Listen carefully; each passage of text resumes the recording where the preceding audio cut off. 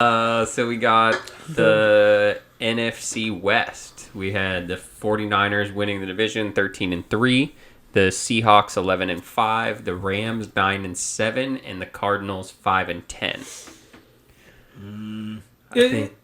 I mean, for me, that I could see it going the exact same way this year. I think the Seahawks pull ahead of the Niners. You think the Rams are going to... okay. The Rams are on the edge, though. Yeah, I think they'll still be... You're right. I think they'll still be where they're at 3. I just think they might not have the same record. I think they might drop a little bit. I think everybody could take one step back, with a win or so. I don't foresee the 49ers. I feel like their team overall didn't get very much worse, but I think a lot of things went well for them, and they're going to play a first-place schedule this year to where, I don't think that you're going to be, winning 12, 13, 14 games. Probably 10, 11. Yeah, and I think that that's fair, and I think it's still fair that they potentially...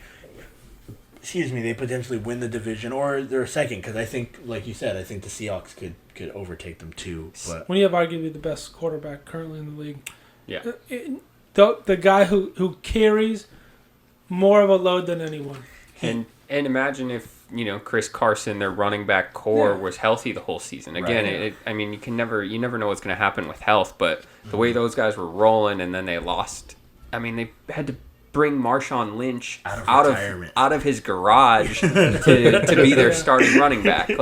He knew the system and stuff like that, but you had those two guys the whole season. Right. I mean, there's argument that the Seahawks won that division last year. Yeah, and I we've talked about it on the podcast before, but I think we've given the Rams a lot of credit where it's not due, because they had a couple good seasons. Right. They're not a well-run franchise. They've done a really bad job in terms of trading draft picks, paying people incorrectly at the wrong times. Mm-hmm. As much as we want to, the Gurley thing didn't work out. Goff hasn't been as good as his contract. Mm-hmm. And some of the other stuff, they were swinging for their Super Bowl shot, and it could well be done too. Right. Yeah. They may be out of the window already. Well, they got there. They just weren't able to, finish the deal. We talked about it a little bit. It's fine to swing for the fences because clearly it works. They got to the Super Bowl. It's fine to do that. But you set yourself up with such a little margin for error. You have guys that are getting paid too much money and getting paid too early, so you're not staggering the contracts. Then you are not giving yourselves draft picks to try to fill out your roster. So it's if you don't, even let's say they won the Super Bowl, even if they won that game against the Patriots, they would still be in the same spot. Yeah, but it's still worth it. Yeah, exactly. If you can do it right, then you do it right. But then they're going to be awful this year. They might get the number 1 overall pick and it's going to go to the Jags. It's that would be insane. The Jags get Trevor Lawrence next year, and they didn't even have to do anything for it. Yeah. That would be crazy. I can't see them being that bad though.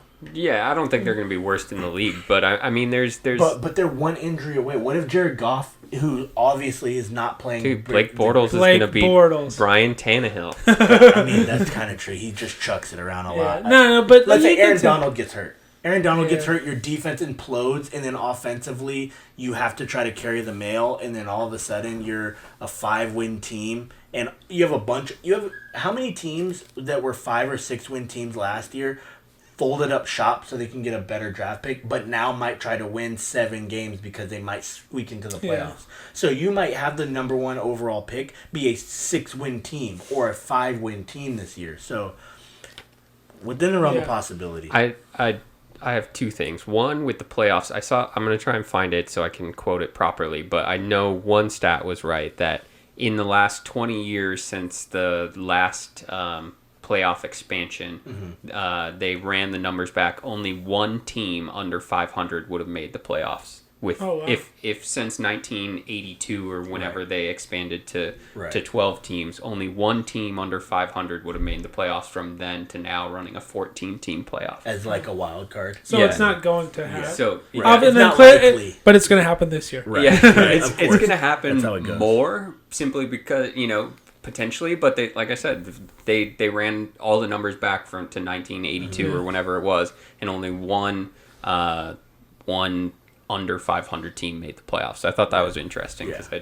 I didn't expect that. Yeah, and I think we've seen like division winners that have been under 500, but as far as expanding it, you're assuming it's the wild card teams.